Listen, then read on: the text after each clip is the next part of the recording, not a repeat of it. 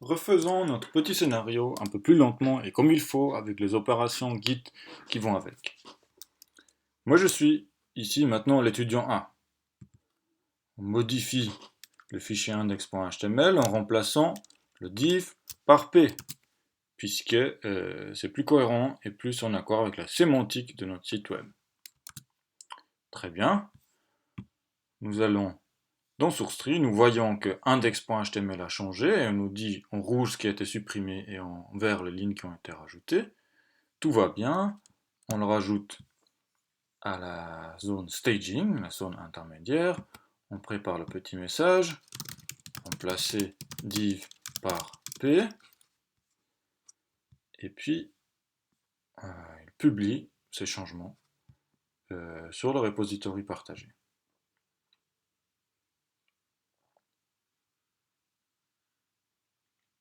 Voilà. En attendant,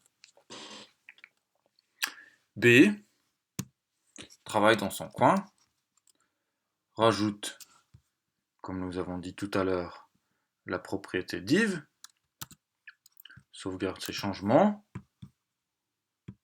teste son site, tout va bien.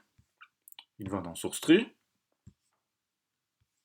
Ici, on voit que le seul fichier qui a changé, c'est le fichier style.css. On voit en vert les lignes qui ont été ajoutées. On rajoute les changements dans la partie staging. On met un petit message, une ombre pour le texte principal. En cochant cette case-là, le commit va directement être publié sur le repository partagé. On va la décocher ici puisqu'on veut voir étape par étape ce qui se passe. Il fait le commit. Pour l'instant, ça n'a changé que en local. Il n'a pas encore publié ces changements sur le repository distant. Par contre, maintenant, s'il appuie sur push, la branche master, tout va bien, ok. Il aura le message d'erreur qu'on a vu tout à l'heure. Maintenant, ce qu'il faut faire, c'est de ne pas essayer de pusher tout de suite. On fait d'abord un pull. Ok.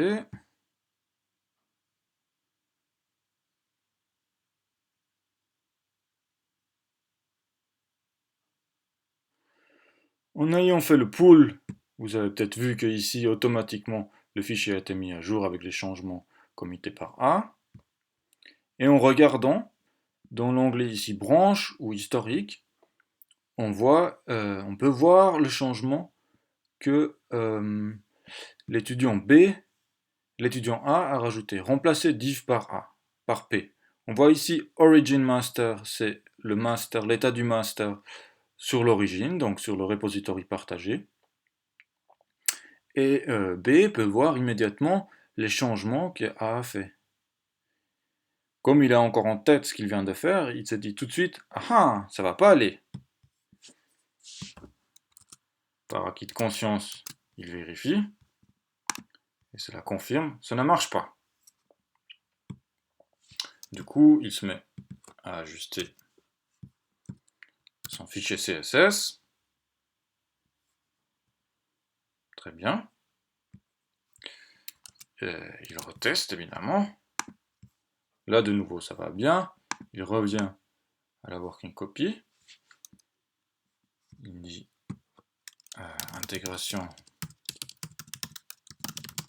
des modifications de A. Sélecteur P. Il rajoute ses changements à la phase de staging. Et maintenant, il peut faire tranquillement son push.